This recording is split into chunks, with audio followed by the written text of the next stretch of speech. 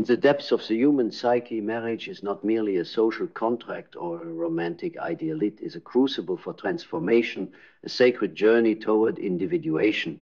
Carl Jung perceived marriage as a profound psychological relationship, a dynamic interplay between two souls striving for wholeness. At its core, marriage serves as a mirror, reflecting the unconscious aspects of ourselves that we often overlook. Through the intimate bond with another, we encounter our own shadows, projections, and inner conflicts. This confrontation is not a flaw of the union, but its very purpose to bring to light the hidden facets of our being and to integrate them into a cohesive self. Jung emphasized that true psychological relationship in marriage requires consciousness. Without awareness, partners remain entangled in unconscious patterns, unable to truly relate. As consciousness expands, so does the capacity for genuine connection, allowing each individual to see and accept the other as they truly are. The journey of marriage, according to Jung, is not about finding completion in another, but about supporting each other's path to self-realization. It is a partnership where both individuals commit to personal growth, facing challenges not as obstacles, but as opportunities for deeper understanding and unity. In this sacred union, love transcends mere affection. It becomes a force that propels both partners toward their highest potential. Marriage, then, is not the end of the journey, but a transformative process, guiding each soul toward the fullness of their being. And when you enter it not just in ceremony, but in consciousness, you realize that marriage is not about comfort. It's about confrontation. The confrontation with yourself, with your history, with the ghosts that still speak in your tone of voice, with the wounds that masquerade as preferences. Because marriage is not a merging of two perfect people. It is the holy collision of two incomplete beings, willing to face their incompleteness together, willing to admit, I do not know how to love fully yet, but I am here to learn with you, through you. And in this, it becomes clear, marriage is not about being saved. It is about being seen, truly, nakedly, terrifyingly seen, not just for who you aspire to be, but for who you are when the mask cracks, who you are when the light goes out, who you are when your shadow stands taller than your ego can manage. This is where the work begins, not in passion, but in presence, not in chemistry, but in conscious co-creation, because the other person is not just your lover. They are your mirror, your reflector, your challenger, and your witness. They carry the keys to rooms within you you didn't even know were locked, and they will open them, not always gently, not always on time, but always exactly when your soul is ready. That's what makes marriage terrifying and sacred, because it asks not for your perfection, but your participation. It demands not that you agree, but that you engage, that you show up again and again, even when the romance fades, even when the illusion shatters, even when all that's left is raw, exposed humanity, because that's where real love begins. Not in the promise, but in the process of becoming, the process of breaking and rebuilding, not once, not twice, but over and over, as many times as it takes to burn through illusion and reach the molten core of truth. Marriage, according to Jung, is not about harmony. It's about integration. It's the arena where the masculine and feminine within each partner are confronted, challenged, provoked into union, not gendered roles, but archetypal forces, the inner animus and anima, the order and the chaos, the sun and the moon, And when these forces clash within a shared life, what erupts is not a war, but an alchemical fire. A fire that exposes where you've remained unconscious, where you've relied on projection instead of perception, where you've mistaken your partner for your savior, your wound dresser, your emotional servant. But real marriage kills those fantasies because it was never meant to fulfill you. It was meant to free you, to drag you through the forge of shared mirrors until you no longer need the other to reflect you, because you began to see yourself clearly. This is why so many run, because marriage reveals the parts of you you would rather keep hidden. It forces a reckoning, not just with the other, but with yourself. And yet, in that reckoning, there is something miraculous. Because if you show up through the storms, through the shadows, through the unbearable stillness where nothing feels romantic or even kind, you discover something no fantasy can give you. Sacred partnership. The bond that says, I see your darkness and I'm not leaving. I see your brilliance and I'm not jealous. I see your wounds and I hold them without fixing. I see your growth and I rise with it. That is when marriage transcends its earthly form. It becomes a spiritual discipline, not because it is always gentle, but because it is always honest. It stops being about compatibility and starts being about capacity. Capacity to hold tension without collapsing. Capacity to speak truth without punishment. Capacity to listen without defense. Capacity to forgive without forgetting who you are. In Jung's world, marriage is the ultimate individuation crucible. Because where else in life are you this exposed?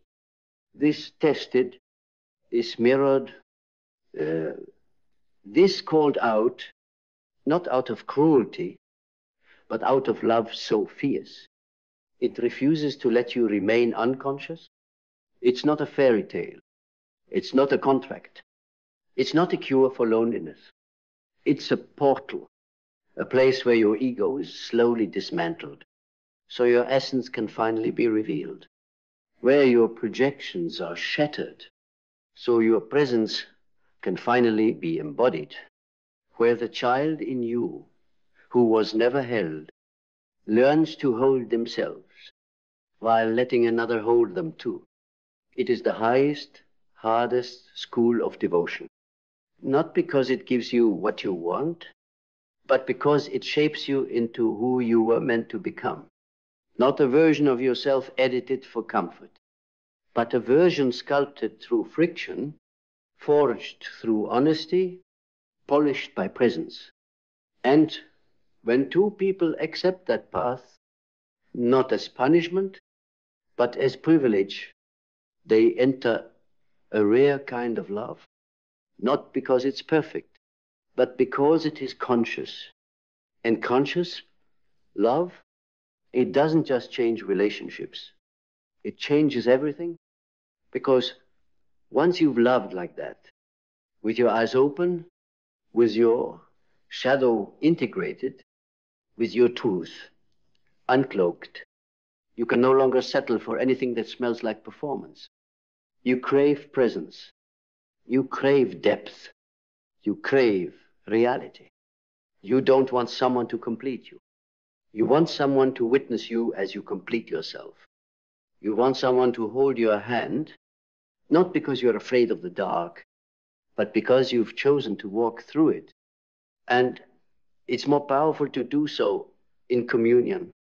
Marriage, then, becomes a spiritual dojo, a place where the soul trains in discipline, in devotion, in the art of staying when leaving would be easier. Not staying in toxicity, but staying in transformation. Because no mirror can show you more than the one who sees you every day through the seasons of love, through the ego deaths, through the rebirths. No ceremony is more sacred than waking up beside someone who chooses you again, not because they forgot your flaws, but because they remembered them and stayed anyway. And that staying isn't passive. It is active worship.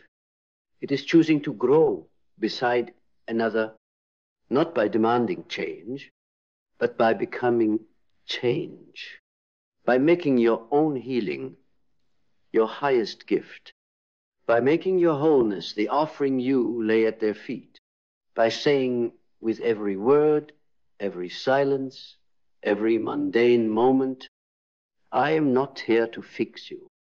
I am here to face myself so I can love you with clean hands. This is the highest purpose of marriage in Jung's eyes. Not escape, not fantasy, but conscious evolution. Two souls, not fused in dependency, but dancing in differentiation. And in that dance, creating something divine. Something that does not belong to either of them individually, but only exists in the sacred tension between them. Jung called this the transcendent function, the emergence of a third entity born not from compromise, but from integration, a relationship that becomes an archetype of wholeness itself.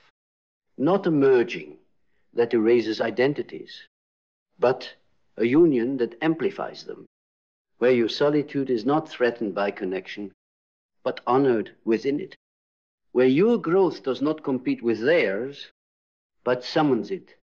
And in this dynamic, you both become more than you could ever be alone, not because you are unfinished, but because you are unfolding, unfolding in the presence of someone who does not fear your depth, who does not shrink at your transformation, who does not flinch when the old parts of you die, so something wiser can emerge.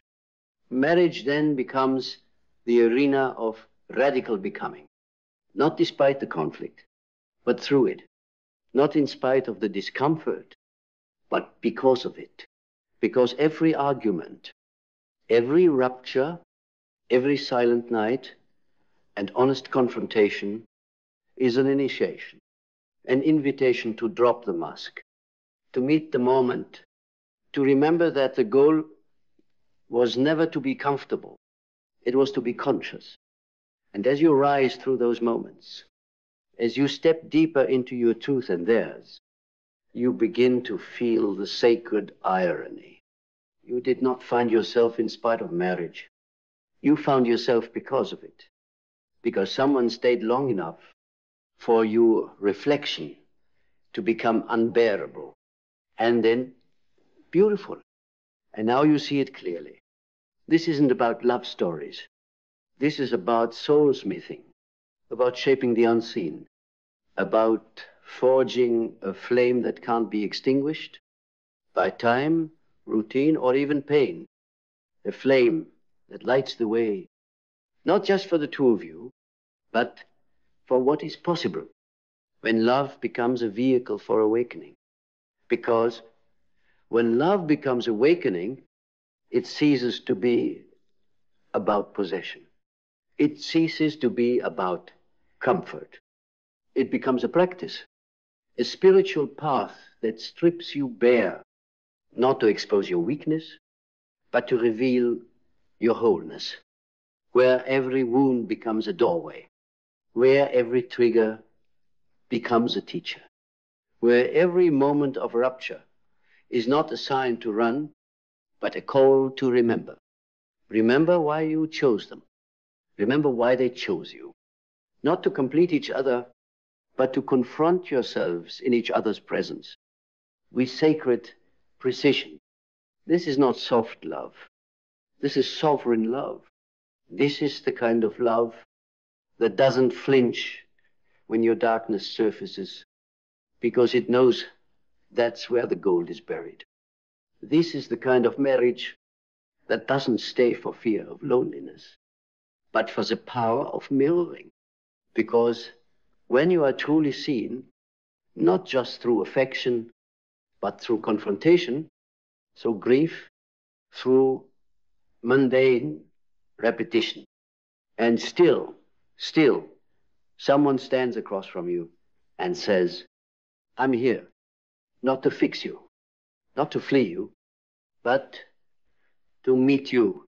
Then you realize you've touched the divine, not in some far-off heaven, not in the myths or the fairy tales, but in the soil and sweat of real love. Love that's been tested, torn, tempered, and made unbreakable. And this rare, radiant, soul-igniting bond is what Jung meant. This is the real purpose of marriage, to turn the unconscious conscious, to transform projection into perception, to make the invisible visible, to become whole, together, not as two halves seeking fusion, but as two sovereign beings committed to the alchemy of intimacy, where every day is a return to the inner altar of truth, where every wound unearthed is held, not judged, where every ego death is celebrated as a step toward liberation. Because what Jung knew, and what the modern world often forgets, is that real love isn't a feeling. It's a forge, a place where your identity melts so your essence can emerge. And no bond on earth, no sacred rite, no mythic archetype delivers that fire more reliably than a conscious marriage. It is the final frontier of adult initiation, the space where romance becomes reverence, where duality dissolves into divine polarity, where the masculine and feminine don't compete, they co-create. This is why marriage terrifies the unconscious, because it doesn't care about your facade. It doesn't care about your curated persona. It will bring forth every unresolved trauma, every suppressed longing, every mask you've worn to keep from being fully known. And still, it will ask you to stay, to keep showing up, to keep burning, to keep becoming, until one day you look at each other, not as lovers trying to survive another season, but as witnesses to a sacred evolution. Two people who didn't escape themselves through partnership, but found themselves inside it. And in that moment, you understand the real purpose of marriage was never about happiness. It was always about wholeness. And now you are whole. And still, you choose each other. You choose each other not because you need to, not because of fear, obligation, or tradition, but because you want to. Because in the sacred fires of conflict, you found courage. In the stillness after argument, you found grace. And in the years of peeling back every mask, you found not just each other, you found God. Not the God in the sky, but the God that speaks in mirrors. The God that hides inside devotion. The God that whispers through presence, through breath, through the quiet bravery of staying. And this is love redefined. Not the dopamine spike, not the romantic high, but the sacred descent into the most honest parts of the soul, where vows aren't just promises, they're portals, spoken not just to the person in front of you, but to the self that only emerges in relationship. And now, after all the unraveling, after all the nights where leaving might have felt easier, you understand. Marriage is not a reward. Marriage is the path. It is the monastery where egos are humbled, the sanctuary where souls are seen, in the classroom, where both heartbreak and healing. Become teachers, you no longer resist. Because when you've walked through that fire and stayed, when you've died 1,000 tiny deaths and kept choosing to resurrect, you no longer wonder if you chose the right person. You become the right person. Not perfect, not polished, but present. Fully, fiercely, sacredly present. And that presence, that is the real marriage. Not the one the world praises, but the one the soul remembers.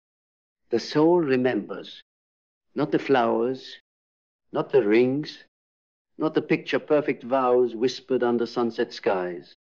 It remembers the moments that broke you and the hands that helped rebuild you. It remembers the nights of silence where nothing was said, but everything was felt. It remembers the mirror held steady when your reflection scared even you. And most of all, it remembers the steady, unshakable truth that echoed through every season of doubt, every test of trust, every collapse and every rising.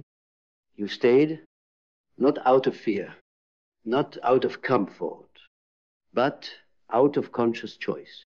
And in that choice, you became something eternal. Because the real purpose of marriage is not to keep love alive, but to keep awakening it again and again and again, to meet the same soul through different eyes, to fall in love 100 times with a person who's never stopped changing, to become the soil for their transformation, even as they become the sun for yours. This is not romance. This is not myth. This is mysticism.